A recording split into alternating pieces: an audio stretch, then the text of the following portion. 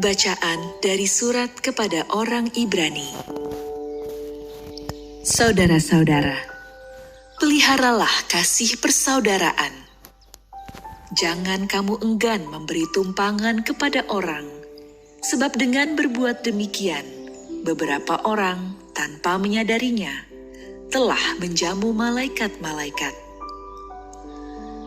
Ingatlah akan orang-orang hukuman, karena kamu sendiri pun adalah orang-orang hukuman.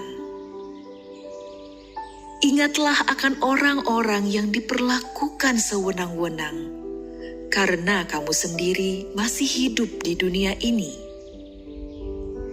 Hendaklah kamu semua penuh hormat terhadap perkawinan, dan janganlah kamu mencemarkan tempat tidur, sebab orang-orang sundal dan pezinah akan dihakimi Allah. Janganlah kamu menjadi hamba uang, tetapi cukupkanlah dirimu dengan apa yang ada padamu. Karena Allah telah berfirman, "Aku sekali-kali tidak akan membiarkan engkau, dan aku sekali-kali tidak akan meninggalkan engkau." Sebab itu dengan yakin kita dapat berkata, "Tuhan adalah penolongku, aku tidak akan takut.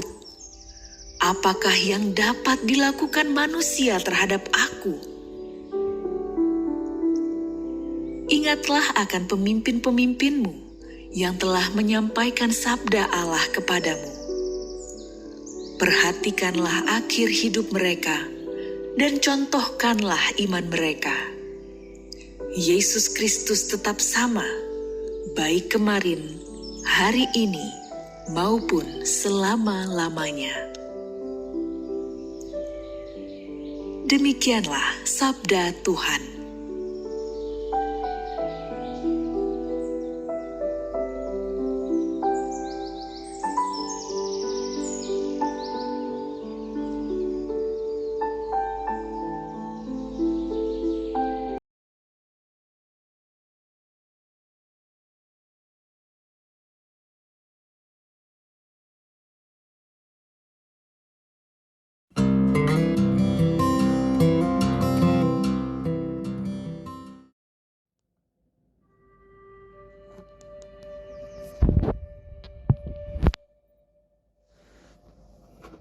Inilah Injil suci menurut Markus.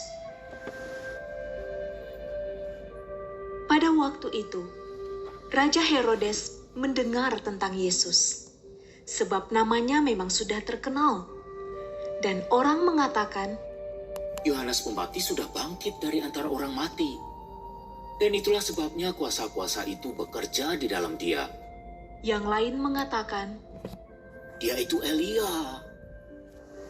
yang lain lagi mengatakan, Dia itu nabi, sama seperti nabi-nabi yang dahulu. Waktu Herodes mendengar hal itu, ia berkata, Bukan. Dia itu Yohanes yang sudah kupenggal kepalanya dan kini bangkit lagi. memang Herodeslah yang menyuruh orang menangkap Yohanes dan membelenggunya di penjara. Berhubung dengan peristiwa Herodias, istri Filipus saudaranya. Karena Herodes telah mengambilnya sebagai istri. Karena Yohanes pernah menegur Herodes. Tidak halal engkau mengambil istri saudaramu. Karena kata-kata itu, Herodias menaruh dendam pada Yohanes dan bermaksud untuk membunuh dia, tetapi tidak dapat. Sebab Herodes segan akan Yohanes, karena ia tahu bahwa Yohanes adalah orang yang benar dan suci. Jadi ia melindunginya. Tetapi setiap kali mendengar Yohanes, hati Herodes selalu terombang-ambing.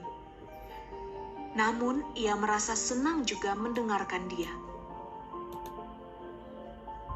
Akhirnya, tiba juga kesempatan yang baik bagi Herodias.